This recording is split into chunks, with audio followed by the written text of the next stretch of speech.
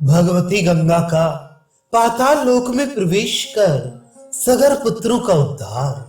श्री महादेव जी कहते हैं, महामुनि तब भगवती गंगा समुद्र के साथ संयुक्त हो विवर से होकर अत्यंत प्रसन्नता पूर्वक पाताल पहुंचकर कपिल मुनि के निकट गई। कपिल मुनि ने देवता आदि के लिए भी दुर्लभ गंगा जी को संसार के सौभाग्य से आई जानकर उनकी पाद्य आदि से पूजा की। उन महामुनि से सम्यक रूप से पूजित होकर भगवती गंगा ने कहा, मुनि शीघ्र बताइए कि भस्म रूपी सगर पुत्र कहाँ है। तब मुनि ने उन्हें सगर पुत्रों को दिखाया। गंगा जी ने भी उस भस्म को देखकर क्षण भर में अपने में समाहित कर लिया। नदियों में श्रेष्ठ त्रिलोक्य गामिनी गंगा भस्म सात किए गए उन सगर पुत्रों को वेग पूर्वक सभी ओर से बहा ले गई। उसी क्षण सगर पुत्र दिव्य रूपधारी होकर अलौकिक रथ में आरूढ़ हो ब्रह्मलोक को चले गए। अपने पितरों के उद्धार को देखकर राजा भगीरथ परम प्रसन्न हो जय गंगे ऐसी स्तुति करते हुए रथ में नृत्य करने लगे। राजाओं द्वारा वंदित मध्याह्नकालीन सूर्य के समान तेजस्वी रोमांचित शरीर वाले राजा ने महान शब्द करने वाले शंख को बजाया। उस ध्वनि को सुनकर महान वेग का आश्रय ले गंगा विवर द्वार से सगर पुत्रों को भस्म को मृत्यु लोक में ले आई। उनकी एक अत्यंत निर्मल धारा पाताल में भी स्थित रह गई, जो भोगवती नाम से प्रसिद्ध और समस्त लोकों के लिए फलदायिनी है। मुनि वे भगवती गंगा करुणामयी होकर धीरे धीरे जल में समाविष्ट हो गई, जहां सैकड़ों हजार ब्रह्मांड प्रकाशित होते रहते हैं।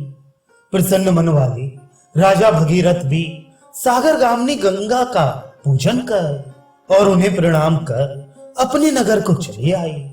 भगवान विष्णु के शरीर में निवास करने वाली भगवती गंगा सभी प्राणियों के कल्याण के लिए इस प्रकार पृथ्वी पर आई। गंगा के पृथ्वी पर अवतरण की इस पुण्यमयी कथा को जो पढ़ता या पढ़ाता है, उसकी मुक्ति उसके हाथ में रहती है।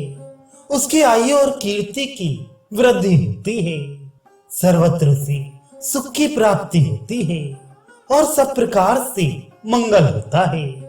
पृथ श्राद्ध के दिन भक्ति पूर्वक जो ब्राह्मणों के सानिध्य में इसका पाठ करता है, उसके पापी पितर भी तृप्त होकर परम गति को प्राप्त करते हैं।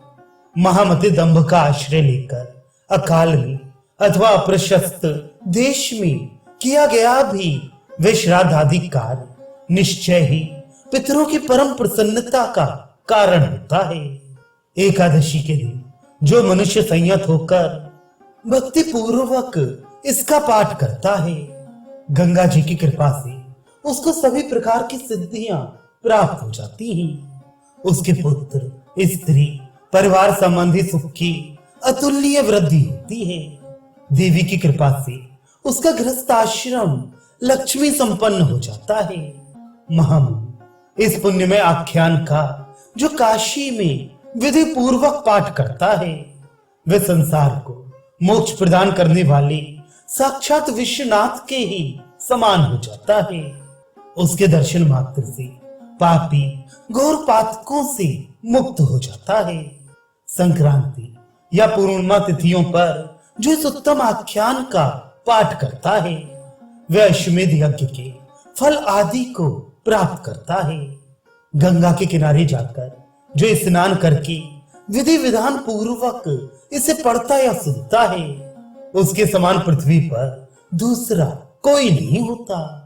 यह उत्तम आख्यान लिखित रूप में जिसके घर में स्थित रहता है, उस पर दुर्भाग्य या शत्रु का कोई प्रभाव नहीं होता।